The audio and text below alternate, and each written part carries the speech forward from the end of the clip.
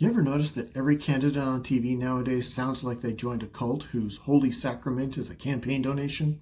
I mean, seriously, watch the ads. Everybody's angrier, everybody's purer, everybody's one speech away from setting their own hair on fire just to prove their loyalty. That's not passion, that's primary season!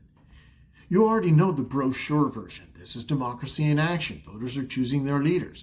Sounds inspiring. Patriotic music, bald eagles, a slow-motion handshake with a farmer. But here's the real version, the part that they de-emphasize. Primaries aren't the public choosing leaders. Primaries are parties choosing a mascot. Salespeople who will bring in more influence and money to the party. It's an internal hiring process, funded by taxpayers, marketed like the Super Bowl, and narrated like a Ken Burns documentary. And every ad starts sounding the same. I'm the most conservative conservative. I'm the most progressive progressive. They're not campaign ads so much as an ideological purity pageant, but the swimsuit competition is a loyalty test and the talent portion is just yelling. Let's explain something that most voters never get told clearly. In the primaries, candidates are not running against each other across the parties. They're competing inside their own party. Here's an example. There was recently a debate here in Texas between James Tallarico and Jasmine Crockett, who are both running to be the next federal senator from Texas. So who wasn't there? Any of the Republicans also running for senator from Texas, because this was a Democratic Party debate. That means that the messaging isn't designed to persuade most voters. It's about trying to impress the smallest, loudest, most caffeinated slice of the electorate. This is why most candidates swing hard from the ideological, I will burn the system to the ground, edge during the primaries. Then spend the next 8 months trying to sand off the crazy by pretending they never said half of that stuff to become the moderate, I have always been deeply committed to bipartisan dialogue in the general.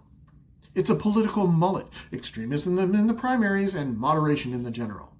And every cycle, the media plays along like this is perfectly normal behavior for adults. So here's the favorite question that I get asked. So where were you during the primaries? Well, I'll tell you exactly where I'm not. I'm not auditioning for permission from a political tribe. I'm not begging for an endorsement from people whose main qualification is having a louder megaphone than everyone else.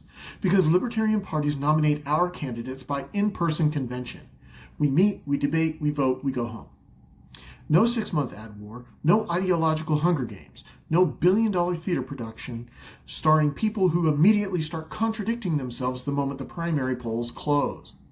It's faster, it's cheaper, and nobody has to pretend that they're suddenly believe something insane just to survive the preliminary round of a political American Idol by winning 18% of a party's base in a low turnout election.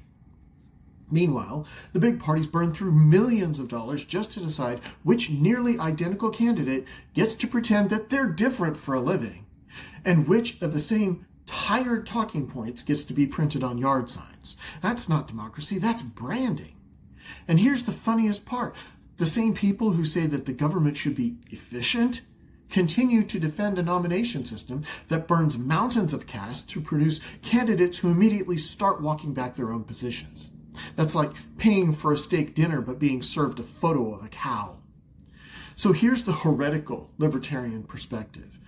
Voters' time, your time, matters. Taxpayers' money, your money, matters.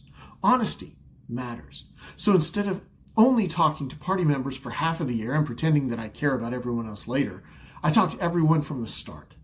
Independents, Republicans, Democrats, people who hate all of us libertarians equally, including people who think that all politicians are lizard people. And honestly, some days I understand the confusion. But because all of you vote in November, you do vote in November, right? Anyway, our radical libertarian opinion is that all of you deserve to be part of the conversation now, not after the consultants finish rewriting the candidate's personality. And here's something nobody else in the media likes to say out loud. Non-establishment parties don't disappear during the primary season. We're organizing, we're building coalitions, we're talking to voters who feel politically homeless, voters who stopped believing that either party actually listens. We just aren't yelling loud enough to break through the two-party echo chamber / noise machine yet. So, if every candidate suddenly sounds like they joined a cult this month, it's not your imagination, it's the incentives. Primaries reward ideological theater and purity tests. General elections reward selective amnesia by pretending those tests never happened. And voters are expected to pretend that they don't notice the costume change, to forget the primary to general election whiplash that happens every 2 years. There's an uncomfortable truth. One party is drifting toward authoritarianism with a frightening amount of enthusiasm. The other keeps offering top-down paternalism wrapped in a new federal program. That's not a choice, that's a menu with 2 flavors of the same soup. But here's something else that's happening right now. A third option, a coalition of the fed up. People who believe that liberty is bigger than parties and that accountability is bigger than ideology. Essentially, the people who are tired of being told that the best that they can hope for is the lesser of 2 disappointments. People who don't want a savior, they want accountability. I didn't show up to audition, I showed up to represent, specifically to represent you. And that starts by telling all voters the truth, even when the system would rather I just shut up and wait my turn. So let me ask you something, in all honesty. Before all of my rambling videos, did you know that the primaries were basically internal party elections? Tell me in the comments, and share this one with someone who's also fed up.